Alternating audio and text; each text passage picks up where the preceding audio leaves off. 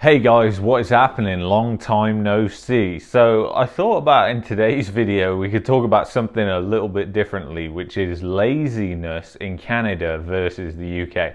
I don't think I've ever seen a video on this, and I think, to be honest, it's kind of an interesting topic, especially right now, to talk about the differences in both countries. So anyway guys,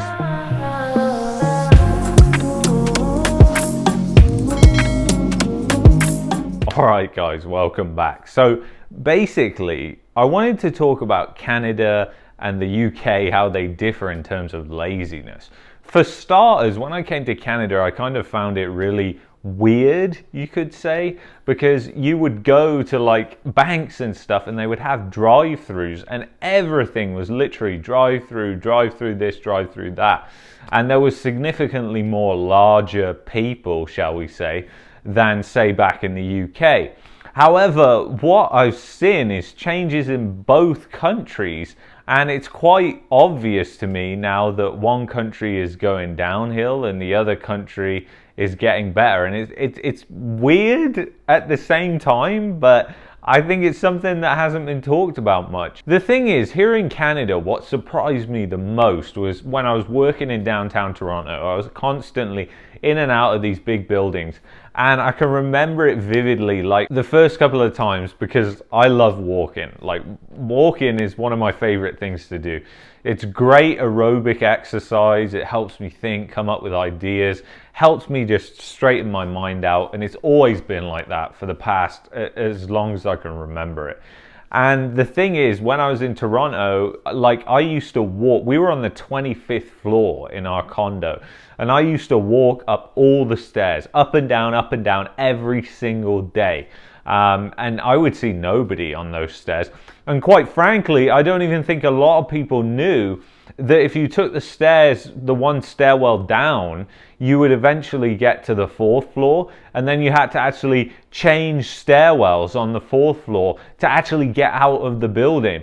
And those type of things are actually really, really important if you were panicked and there was a fire or something was going on. And I guarantee 90% of people do not know how to get out the building if there was an actual emergency or something like that. It's the same in the office buildings. When I was downtown Toronto and I was going around the office buildings, one thing I found just so weird was you would go into the stairwell and you would essentially be locked out. I didn't know this to start off with, but this is pretty common.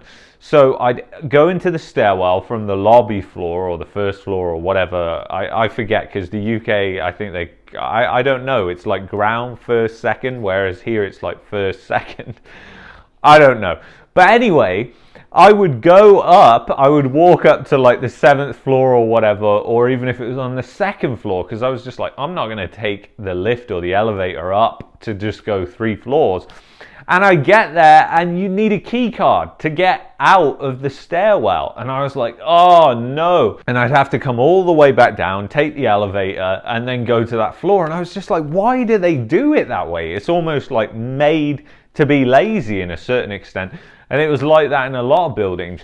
But you know what? It is crazy, guys. I've never seen people do such things as they do over here. Like, you know, you'll be at Walmart and the Walmart parking lots are pretty big. And people pull up and pick up people from outside so they don't have to walk back to the car. And it's just like, what? But that stuff just doesn't happen in the UK. But the funny thing is, I've seen like more of a shift in the way people eat over here.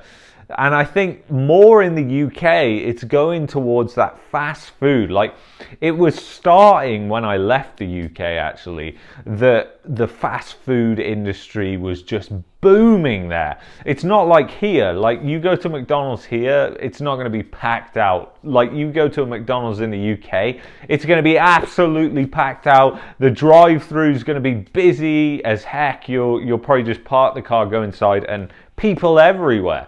Like, there's McDonald's everywhere here and they're never busy or that busy. you go to Tim Hortons and yeah, it's busy for the coffee. But the thing is, I saw the differences, right? Because I used to eat at all those junk restaurants and I would see that they're not that busy over here and they're kind of dying, a lot of the fast food restaurants, especially like Burger King and Subway and places like that. Are just like some of them are so dead. I have no idea how the franchises keep going. But in the UK, it's totally different story. Like it's almost like it's just getting busier and busier and busier. And I saw a couple of news things recently, like Tim Hortons is in the UK. I don't think that's really fast food to a point, even though it is. But so Tim Hortons has gone there, but now Wendy's is going to the UK. And I thought, yeah, you know, that's probably a pretty good move because Wendy's would actually be pretty busy in the UK. I can imagine everybody just loves that American food. They just love it. But that American food is mostly junk and it's mostly burgers, fries, high salt content. It's all just processed crap. But the thing is, that's the weird thing now. I see it like there is a hell of a lot of convenience over here, which I most definitely appreciate compared to back home. But I also see back home, people's dieting is getting worse and worse and worse. I mean, it doesn't matter if you're a vegan or not in the UK, you can eat junk. You can eat junk to your life's content. And now in the UK as well, is all this junk food. Like there's even like the vegan thing has caught on, the plant-based movement has got bigger in all countries, but in the UK especially, as well as Germany and other places. And then all the junk food companies come up with other products to satisfy the needs of that customer. So a lot of the people who are switching to that to be more healthy end up just eating similar junk food. Now it's just made out of plants, because if it's highly processed, chances are it's not good for you. And it's just so weird that, you know, the diets are just going so different directions. And it's the same with drinking, especially so with drinking alcohol. Now, I don't drink alcohol anymore. It's just a personal choice, to be honest. I just don't think it's a good thing that's good for my body, and I want to treat my body as well as I can possibly treat it, so I don't drink alcohol. Now, that's a personal choice, but I can see in Canada there's a heck of a lot of people who don't drink alcohol. I've met loads of people and I've been like, they don't drink? Because when I drunk, I really noticed that. I was like, God, a lot of people over here don't drink. And in the UK, like, everybody drinks. It's like it's a freaking sport. I'm trying to think of somebody I know now that doesn't drink. And I can't think of one. And that's just it, guys. Like the two countries are going different directions. And I think that's a little bit why you see the average life expectancy is a little bit higher here in Canada. That and the air pollution, obviously everything's very dense. But even so, like, Canada has a lot of wildfires, smoke, and the air quality isn't that great some of the time of the year here in the West. But anyway, guys, I thought this would just be an interesting thing to talk about, because I didn't think anybody had ever talked about this, to be honest, before. And it was something that I noticed when I moved here.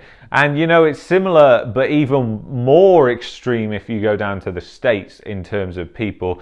I think Canada and the States are different in that respect, that in the States, you know, there's a lot less walking and stuff like that that you can do on your doorstep, whereas in Canada, there is a lot of walking, and people do walk more here. And they do tend to build all the subdivisions and apartment buildings so that they're walkable. So anyway, guys, I hope you enjoyed this video. I will catch you later, and I'll see you in the next one.